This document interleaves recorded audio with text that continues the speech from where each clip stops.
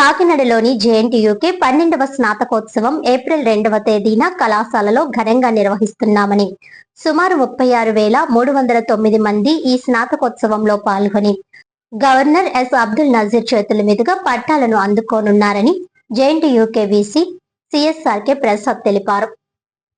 ఈ సందర్భంగా బుధవారం వీసీ ప్రసాద్ తన ఛాంబర్ లో విలేకరులతో సమావేశం నిర్వహించి మాట్లాడుతూ జేఎన్టీయూ 1946లో ఇంజనీరింగ్ కాలేజీగా ప్రారంభమైందని 2008లో విశ్వవిద్యాలయం హోదా స్థాయికి చేరిందన్నారు. ఈ స్నాతకోత్సవ కార్యక్రమానికి గవర్నర్ అబ్దుల్ నజీర్ హాజరై డిగ్రీలు ప్రదానం చేస్తున్నారని తెలిపారు. అలాగే జేఎన్టీయూ అందించే గౌరవ డాక్టరేట్ శాంతా బయోటిక్ అధినేత కేఐ వరప్రసాద్ రెడ్డికి అందించనున్నట్లు తెలిపారు. 1965-70లలో జేఎన్టీయూలో చదివారని, హెపటైటిస్ బి కి వ్యాక్సిన్ కనుగొన్నట్లు తెలిపారు. 2005లో భారత ప్రభుత్వం వరప్రసాద్ రెడ్డికి పద్మ విభూషణ్ పురస్కారాన్ని అందించిందని పేర్కొన్నారు. నకిలీ ధ్రువపత్రాల నిర్మూలన కోసం ఎన్ఏడి పద్ధతిలో తయారు చేస్తున్నామని, 4,000 మంది విద్యార్థులకు గవర్నర్ బటన్ నొక్కడంతో ఆన్లైన్ లో చేరతాయని చెప్పారు. ఇంకా కళాశాలలో నూతన కోర్సులను ఈ ఏడాది నుంచి ప్రవేశపెట్టనున్నట్లు తెలిపారు. ఈ స్నాతకోత్సవం విద్యార్థులకు ఒక పండుగ లాంటిదని, దీనికి అందరూ హాజరు కావాలని వీసీ ప్రసాద్ కోరారు. ఉత్తీర్ణులైన 93%లో కేవలం 7% మంది మాత్రమే పీజీలు చేస్తున్నారని, ఇది చాలా తక్కువ అని వీసీ ఆవేదన వ్యక్తం చేశారు. ఈ సమావేశంలో rector P Subbarao, register R Srinivasarao, VC OSD D Koteswararao, MHM Krishnaprasad తదితరులు పాల్గొన్నారు. ఈ కాన్ఫరెన్స్ కి విచ్చేసినటువంటి పాత్రికేయ మిత్రులందరికీ మరొకసారి ధన్యవాదాలు. జవహర్లాల్ నెహ్రూ టెక్నాలజికల్ యూనివర్సిటీ మీ అందరికీ తెలిసినట్టుగానే 2008లో యూనివర్సిటీగా అవతరించింది. మీకు అందరికీ తెలుసు, ఇది 1946లో స్వాతంత్రం రాకముందు ఉమ్మడి మద్రాసు రాష్ట్రం చేత స్థాపించబడినటువంటి ఓల్డెస్ట్ ఇంజనీరింగ్ కాలేజీ. మనతో పాటు అనంతపూర్లో కూడా ఇంజనీరింగ్ కాలేజీ పెట్టారు.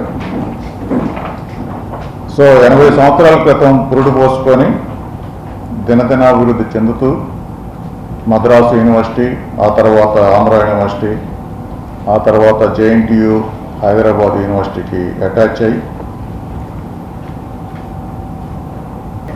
పిల్లలకి అంటే గ్రాడ్యుయేట్స్కి, ఉత్తీర్ణులకి ఒక పండుగ లాంటిది.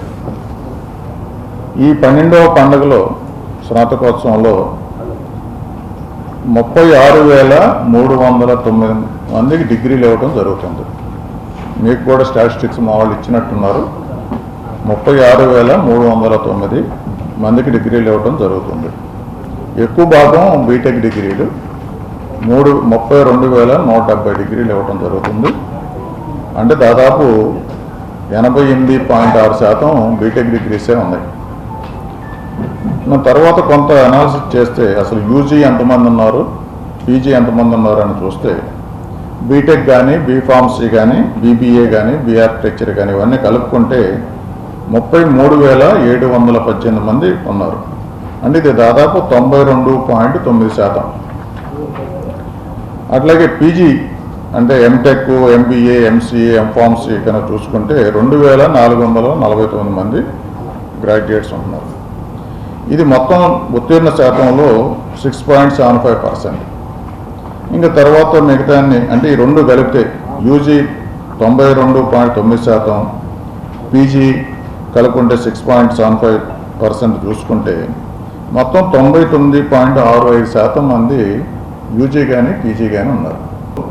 93 ఓన్లీ యూజీ డిగ్రీ ఉంటే, ఓన్లీ 7% పీజీ స్టూడెంట్స్ ఉంటే అది సరిపోదు. స్పెషలైజ్డ్ కావాలి. స్పెషలైజ్డ్ మ్యాన్ పవర్ ఉన్నప్పుడే మనకి ఆ దేశం కానీ అభివృద్ధి చెందుతుంది, మన ఇండస్ట్రీకి కావాల్సినటువంటి మ్యాన్ పవర్ దొరుకుతుంది. ఇది కాకుండా డిగ్రీలు, పిహెచ్డి డిగ్రీలు, డాక్టరేట్స్ 1% కన్నా తక్కువ ఉన్నాయి. ఇది కూడా మంచిది కాదు. సో ఇది జేఎన్టీయూ కాకినాడ మేనేజ్మెంటు దీని గురించి తీవ్రంగా ఆలోచిస్తుంది. రాబోయే కాలాల్లో ఎక్కువగా పీజీ ప్రోగ్రామ్స్ స్టార్ట్ చేయాలని, అట్లాగే ఇండస్ట్రీకి అనుసంధానం చేసి చేయాలని. ఇప్పుడు మనం కూడా జేఎన్టీయూ కాకినాడ ఇక్కడ కాలేజీలో కూడా ఒక 3-4 ఎంటెక్ ప్రోగ్రాంలు స్టార్ట్ చేయబోతున్నాం. ఏంటంటే MTech signal processing and communications అని, అవాంటెల్ అని ఒక డిఫెన్స్ కంపెనీ ఉందన్నమాట. వాళ్ళతో టైప్ పెట్టుకుంటున్నాం. ఏంటంటే వాళ్ళు సెకండ్ ఇయర్లో మొత్తం స్టూడెంట్స్ అందరినీ 25 మంది స్టూడెంట్స్ని తీసుకోమంటున్నారు సంవత్సరానికి. ఈ 25 మంది స్టూడెంట్స్కి కంప్లీట్గా వాళ్ళు సెకండ్ ఇయర్లో ఇంటర్న్షిప్ తీసుకుంటారు 12 నెలలు. కొన్ని వేల కోట్ల రూపాయల నుండి వర్క్స్ నడుస్తున్నాయి. బిల్డింగ్స్ కానీ, రోడ్స్ కానీ, పోర్ట్స్ కానీ, ఎయిర్పోర్ట్స్ కానీ ఇట్లా జరుగుతున్నాయి. సో మనకి కన్స్ట్రక్షన్ టెక్నాలజీ స్పెషలిస్ట్ కావాలి. అందుకని వాళ్ళతో ఒక ఎంటెక్ ప్రోగ్రామ్ స్టార్ట్ చేద్దామని అనుకుంటున్నాం.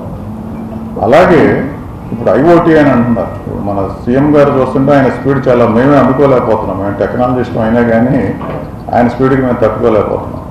ఆయన అంతా క్వాంటమ్ టెక్నాలజీ అంటున్నారు. అట్లాగే ఐఓటీ అని ఇప్పుడు ఇంకో కొత్త టెక్నాలజీ వస్తుంది.